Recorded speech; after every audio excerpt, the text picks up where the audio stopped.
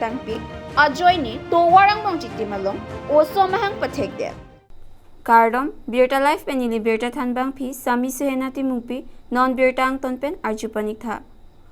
Digital India pukachi pukong BJP sarkar atumpen lakha sirkep amreng constituency along rialongki Digital India tomon Japon pedet.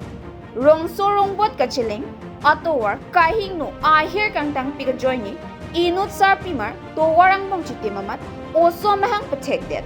Bangsolam laki lakha sirkep amreng constituency ke parlu mukhi marong maker bidasing hansia chor siarlika BP pregnancy kisu jirkindeng block health center longan one bomba porahut Tovar kahinu ahir kangtang pigajok gari chingthang loka joini Tovar chitim mati gari arlo matsi oso amahang pathek det lopusi Birta longpon lapen labangso Birta ki longpen ajahak chirok tokarata tumpen kaninje ponke labangso puthak prabjin pen hospital higher authority atumpen adimaklongan humrisi soda kangsai padoponanji lapen bangso puthak KAC CM lapen EM in charge medical kopilo claim ponji ke pusi chirok tokarata tumpen ninje pon West Karbi Anglong Bureau Chief Joram Katha report.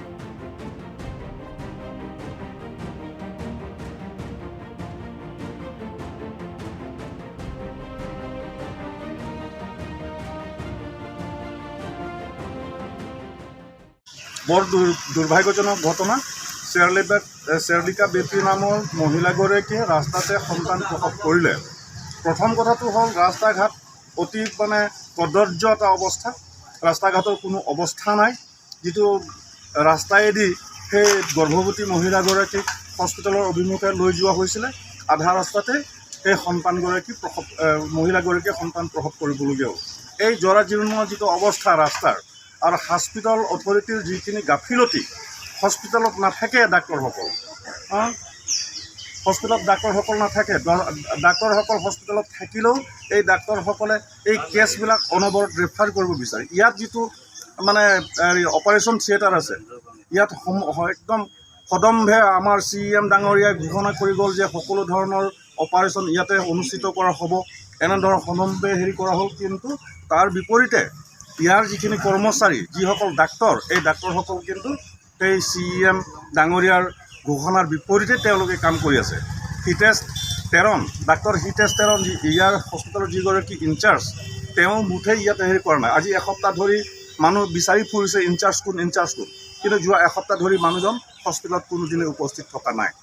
গতিকে চেৰলিকা বেপীৰ আজি এঘণ্টাৰ আগত যিটো ঘটনা হৈ গৈছে, সন্তান ৰাস্তাত প্ৰসৱ কৰা যিটো ঘটনা হৈ গৈছে, এনেকুৱা ঘটনা যোৱা কিছুদিনৰ আগতেও কেইবাটাও হৈছে।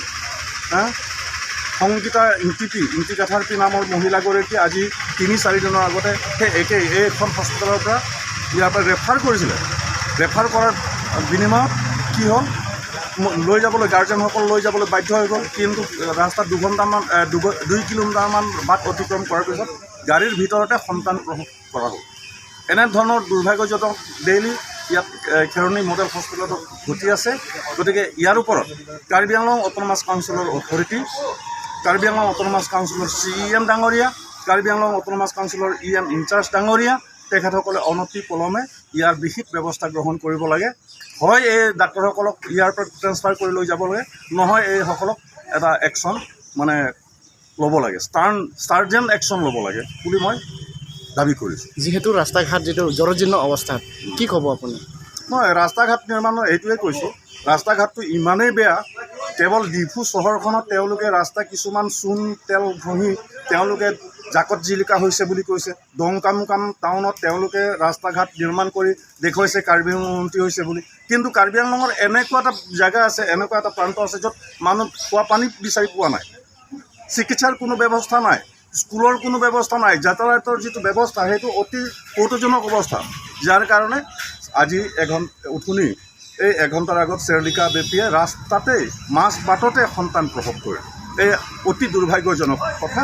আৰু সেইকাৰণে ইয়াৰ এটা বিহিত ব্যৱস্থা ল'বৰ কাৰণে এটা উচ্চ পৰ্যায়ৰ এটা ইনকুৱাৰী ইয়াত অনুষ্ঠিত কৰি এই দোষী কৰ্মচাৰীসকলক, ডাক্তৰসকলক ইয়াৰ ওপৰত বিহিত ব্যৱস্থা গ্ৰহণ কৰিবৰ কাৰণে মই আবেদন জনাইছোঁ।